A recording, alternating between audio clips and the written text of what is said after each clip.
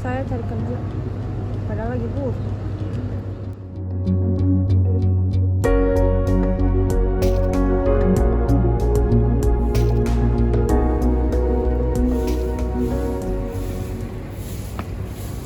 Mayang, ngapain nih? Cemberut aja mukanya. Ya sih, kebetulan aku lagi butuh banget pekerjaan. Loh, lu juga lagi nyari kerjaan nih. Kebetulan gue ngeliat di Facebook ada lowongan pekerjaan yang syaratnya gampang banget. Kita cuma butuh KTP sama ijazah. Lu mau lihat nggak? Boleh, boleh. Nih.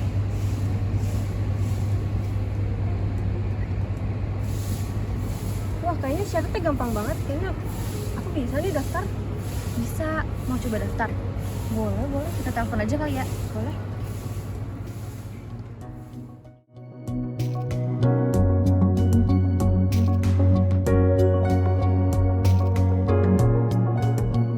Halo, selamat siang. Ada yang bisa dibantu? Komisi, selamat siang Ibu. Perkenalkan, saya Mayang. Saya kebetulan bersama teman saya Rizka melihat lowongan pekerjaan yang Ibu unggah di Facebook. Kami ingin mendaftar, Bu. Mohon bantuannya. Oh, kamu mau daftar? Boleh banget. Bisa banget kamu kalau mau daftar. Kalau boleh tahu kamu umur berapa ya? Umur kita 19 tahunan, Mbak Betty. Wah, masih muda ya. Pasti kalian cantik-cantik ya. Nanti langsung aja ke kantor kita ya.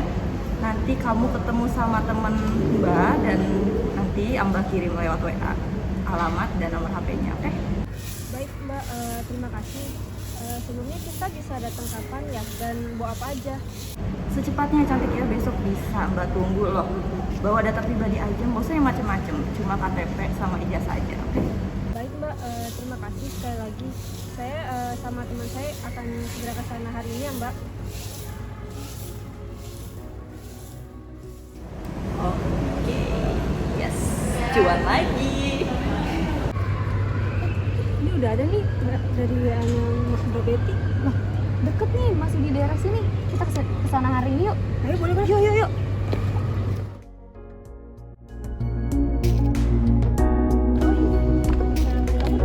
Udah, cuma ijazah sama KTP doang kan? Ya.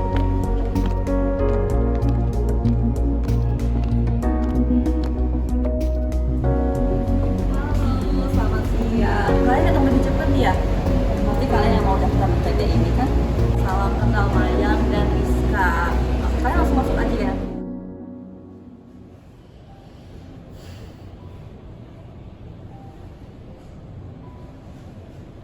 Kalian nggak usah tegang, santai aja santai.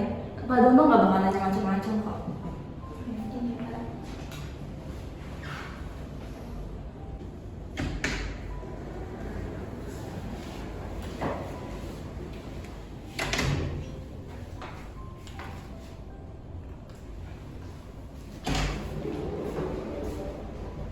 Oke, jadi kalian yang mau kerja di sini.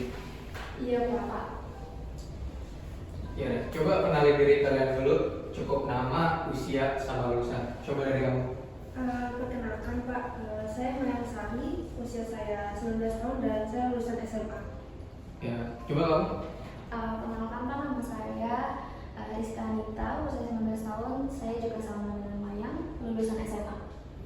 Oke, jadi kenapa kalian ngelamar di perusahaan kami? Soalnya kan kami punya banyak cabang. Berarti kalian siap loh buat ditempatin di seluruh cabang yang kami tentukan. Iya, Pak. Sebetulnya saya butuh banget pekerjaan ini karena untuk kebutuhan adik-adik saya dan juga saya bersedia kok, Pak, ditempatkan di mana saja asal saya diberi kesempatan untuk bekerja. Saya juga siap dan bersedia Pak untuk ditempatkan di mana saja. Oke, jadi karena kalian udah siap buat ditempatin sesuai ketentuan perusahaan, kalian boleh langsung tanda tangan kontrak kerja kalian aja, karena memang perusahaan kami lagi butuh orang untuk mengisi kekosongan tersebut. Silakan kalian tanda tangan. Udah, kalian gak usah baca-baca, langsung aja kalian tanda tangannya. Soalnya saya buru-buru juga nih mau ketemu sama klien. Oke, siap Pak.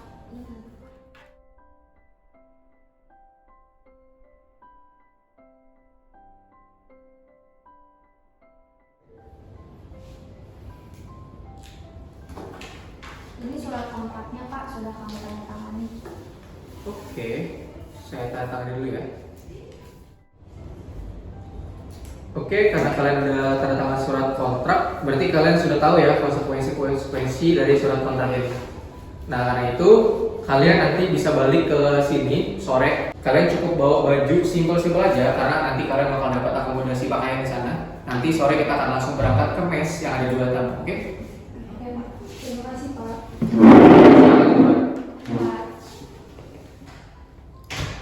Gila, gampang banget mereka dibodohin. Gini aja guys, yang penting lu kasih minuman ke mereka yang udah ada obat tidurnya. Nah, biarin mereka pingsan tuh. Pas mereka pingsan, kita tinggal nyuruh orang buat bawa mereka ke tempat biasa. Soalnya lumayan loh, kemarin gue dapet tawaran dari klien di Guatemala. Mereka nawarin 40 juta per orang. Lu bayangin 40 juta. Kemarin aja kita cuma dapat 20 juta, Bet. Serius 40 juta? Asli, Bet, 40 juta. Apalagi kalau benih-benih gitu pasti mereka tambahin lah. Gila lo. Jual banyak nih gue. Ya udah ya, gampang. Kalau masalah obat, gampang diatur kayak biasa. Gue bakalan taruhin di rumah mereka. Tapi yang pasti lu jangan lupa buat transfer ke gue tepat waktu. Setelah mau lo apain tuh mereka, mau lu jual kayak mau lu pakai kayak, gue gak peduli sama mereka. Yang penting bonus gue harus lu tambahin. Soalnya gue udah nyari yang mantep. Aman lah, kalau persenan bisa diatur kayak siapa aja loh.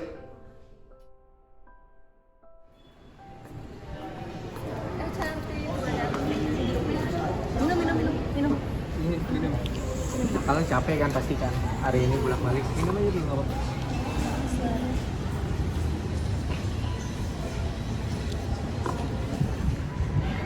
Kok gue pusing semua ya? Gue juga agak pusing nih, kenapa ya? Gue ke belakang dulu ya.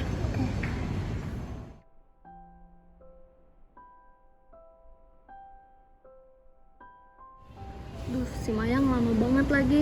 Mana pala gue pusing banget.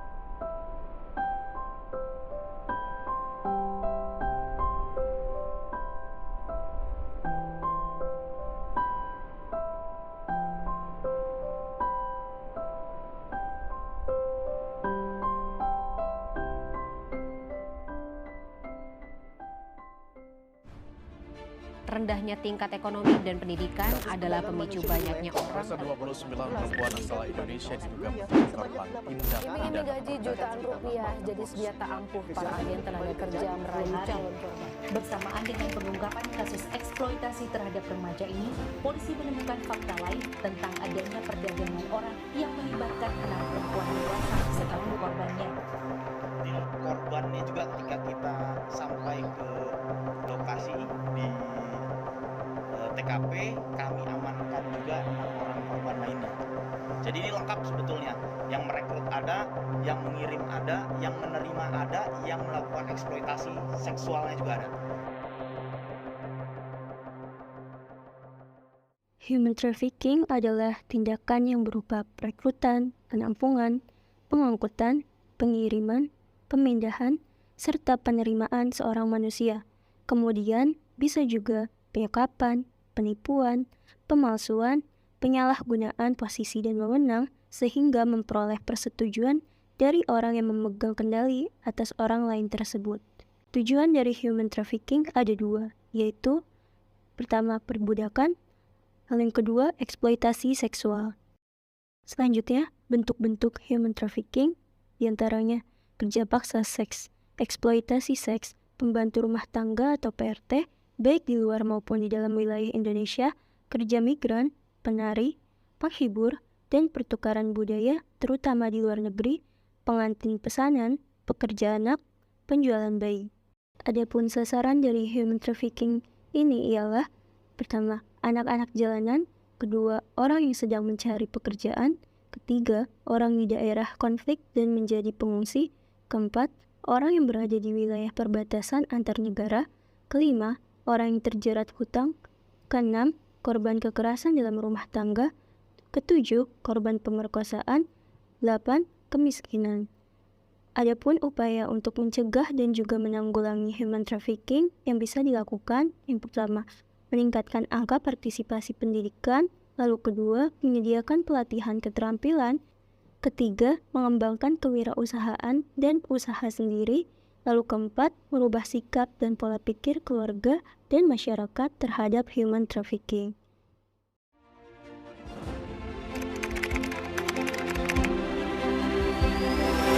Di tahun 2009, saya menghadiri sebuah konferensi di London, di mana saya belajar tentang realita yang dihadapi oleh saudara-saudara saya, terutama perempuan, berusia 15-16 tahun, berarti kan masih usia anak-anak, yang dimana mereka harus melayani 40-60 laki-laki per hari. Mendengar seperti itu, ya saya jadi kaget tentunya, tapi tergerak hati saya untuk mengetahui lebih lagi. Saya melihatnya dari video dan juga dari pemaparan seorang pakar yang memang beliau sudah mendirikan sebuah yayasan di Yunani sudah beberapa tahun sebelumnya. Dan akhirnya saya balik ke Indonesia dan saya ingin tahu di Indonesia, di negara saya sendiri pun ini ada atau tidak sebenarnya permasalahan perdagangan orang, terutama perdagangan seks atau perbudakan seks, karena ini kan perbudakan modern. Nah, di situ dimana saya merasa ya kok di abad ke-21 ini dimana kita seharusnya sudah lumayan beradab, bisa dikatakan istilahnya ya kita seharusnya peradaban yang modern kan seperti itu. Tetapi rupanya masih ada atau bahkan dikatakan lebih banyak budak sekarang dibanding kapanpun dalam sejarah dunia. Dan itu yang akhirnya saya menggerakkan hati saya untuk belajar lebih lagi dan ya saya merasa bahwa itu adalah panggilan Tuhan kedua bagi saya.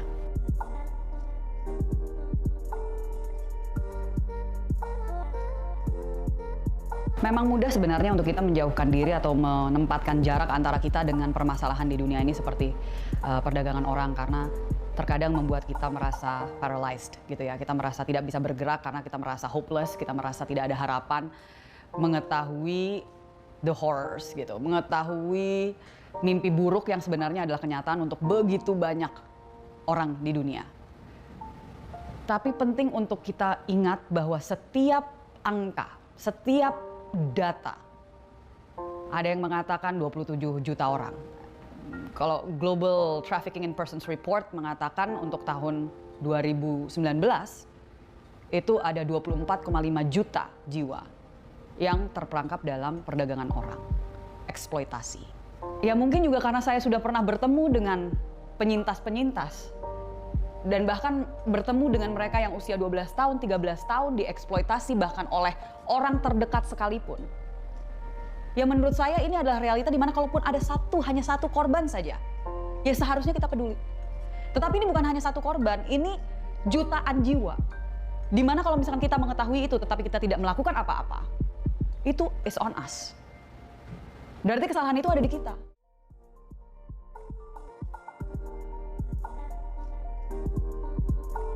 Selain dari hal-hal yang mungkin cukup ya gampang ditebak. Jadi mulai dari implementasi undang-undang, karena kita sebenarnya sudah punya undang-undang penghapusan TPPO, ya, tindak pidana perdagangan orang, itu sudah ada. Pemahaman dari penegak hukum, karena banyak sekali aparat penegak hukum yang masih belum mengerti TPPO itu apa. Tapi justru yang membuat sangat sulit adalah saat masyarakat memilih untuk diam.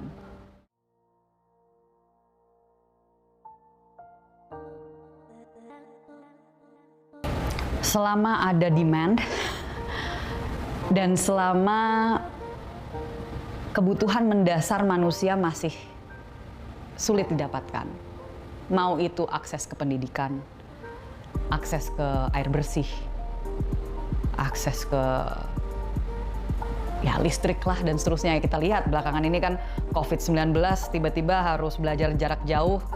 Mereka yang kurang mampu akhirnya menjadi sangat rentan untuk kebutuhan pribadi dan mendasar yang akhirnya mereka menjadi korban perdagangan orang, terutama untuk anak-anak. Jadi sekali lagi selama ada demand, selama ada mereka yang memang melihat manusia sebagai objek, sebagai komoditas yang bisa diperjualbelikan demi kekuasaan dan demi uang, demi kekayaan, pasti perdagangan orang akan selalu ada. Dosen ilmu sosiologi Universitas Padjadjaran mengatakan, perdagangan orang ini bisa diantisipasi jika pemerataan pendidikan di daerah bisa dilakukan pemerintah dengan baik. Banyak sekali dimensinya ya untuk human trafficking ini. Namun kalau melihat kasus dan selalu mayoritas itu perempuan yang menjadi korban trafficking, di sini ada sebuah masalah yang bisa kita kerucutkan. Masalahnya adalah masalah ekonomi, taraf kehidupan masyarakat itu sendiri. Saya kira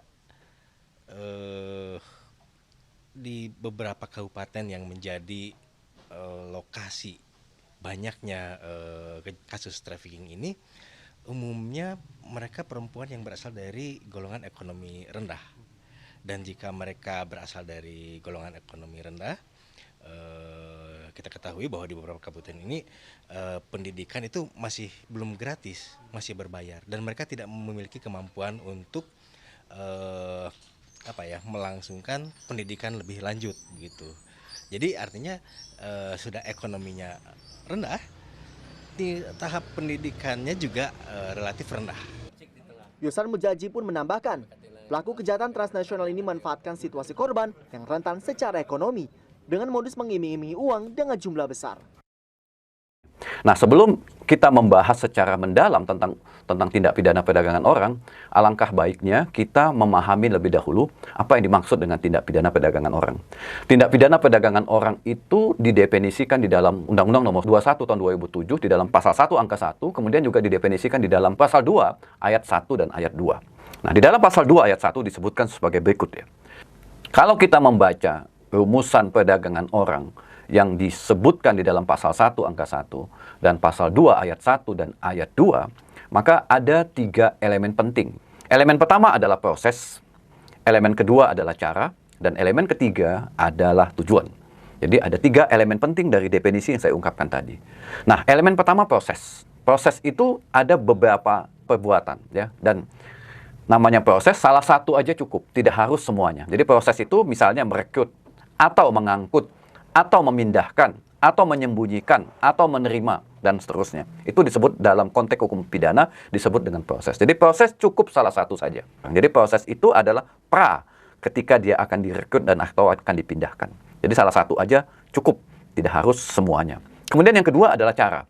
Cara itu dilakukan dengan teknik-teknik tertentu yang dilakukan oleh pelaku. Atau dalam bahasa sehari-hari, kadang-kadang kita menyebutnya calo, atau kadang-kadang disebut trafficker, kadang-kadang perekrut, dan lain-lain. Jadi caranya bagaimana? Bisa dengan ancaman, dengan berbagai bentuk kekerasan, dengan penculikan, penipuan, kecurangan, penyalahgunaan kekuasaan, atau posisi rentan, atau pemberian penerimaan pembayaran, atau baik persetujuan maupun tidak persetujuan korban. Jadi walaupun korban menyetujui cara tersebut, ya, itu tidak penting. Ya, persetujuan itu adalah batal demi hukum. Kenapa? Karena korban tidak mengetahui atau dia dapat informasi yang tidak lengkap dari si pelaku atau perekrut atau trafficker atau calo. Ya, namanya juga tindak pidana perdagangan orang. Ada itikat tidak baik dari si pelaku. Informasi yang disampaikan tidak lengkap. Misalnya nanti kamu akan dipekerjakan di kafe. Tidak dijelaskan kafe itu seperti apa, jam berapa bekerjanya di kafe. Nanti kamu bekerja di restoran. Kamu nanti akan bekerja di bar, tapi tidak dijelaskan bar itu seperti apa. Ya, bisa jadi itu bar yang bekerja, yang dibuka jam 2 pagi, jam 12 malam sampai jam 4 pagi. Atau dari jam 4 sore sampai jam 4 pagi, tidak dijelaskan. Jadi kadang-kadang informasi yang disampaikan oleh trafficker itu tidak akurat dan tidak lengkap atau tidak utuh. Ya. Elemen ketiga adalah tujuan. Untuk apa si pelaku sindikat ini merekrut korban untuk tindakan eksploitasi, ya. Eksploitasi itu apa? Ya, pemerasan, kekerasan yang berlangsung secara sistematis. Misalnya dijadikan prostitusi paksa, bekerja melampaui batas, jadi perbudakan, atau untuk tujuan-tujuan yang menyebabkan orang tersebut mengalami penganiayaan di luar kemampuan yang seharusnya dia lakukan. Misalnya dikirimkan bekerja di kapal penangkapan ikan. Kerjanya berapa? 18 jam. 18 jam. Minumannya juga dibatasi, makanannya juga dibatasi, jam istirahatnya dibatasi. Oke, gajinya sesuai dengan yang ditawarkan, $500 sebulan. Tapi jam kerjanya panjang, makanan dibatasi. Jadi itu bentuk eksploitasi. Jadi kerja paksa, perbudakan, prostitusi paksa, objek pornografi. Itu tujuan yang ingin dilakukan dari perbuatan perdagangan orang. Jadi ingat ya, ketika kita bicara tentang perdagangan orang, berarti 3 elemen itu harus ada. Kecuali jika korbannya adalah anak-anak. Elemen cara tidak penting atau tidak diadakan ya kalau korbannya adalah anak-anak. Anak-anak itu berapa? Seseorang yang belum berusia 18 tahun. Jadi cukup hanya ada 2 elemen. Proses, ada perekrutan, ada perpindahan, ada pengangkutan, ya, penerimaan dan eksploitasi. Caranya tidak penting. Apakah caranya dengan tipuan, ancaman, kekerasan, penculikan dan lain-lain. Jadi kalau korbannya anak, elemen cara tidak harus ada. Yang harus ada adalah elemen proses dan elemen tujuan. Jadi, anak mengalami satu perpindahan. Perpindahan itu bisa dari desa ke kota, bisa dari satu negara, bisa keluar negara. Yang penting anak itu berpindah dari satu tempat ke tempat lain. Kalau tidak ada perpindahan, itu bentuk kekerasan biasa, bentuk eksploitasi biasa. Jadi, membedakan perdagangan orang atau perdagangan perempuan dan perdagangan anak ini adalah ada proses perpindahan dari satu tempat ke tempat lain. Di tempat itulah dia mengalami eksploitasi. Jadi, itu keunikan tindak pidana perdagangan orang. Kesana hari ini yuk. Ayo, boleh. Yuk.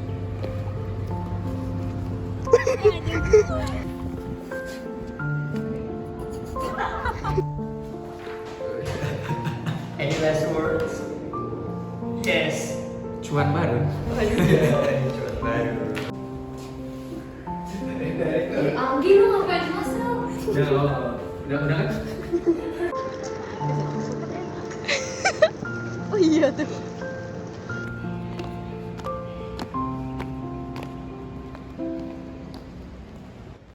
It was at this moment that he knew. He fucked up.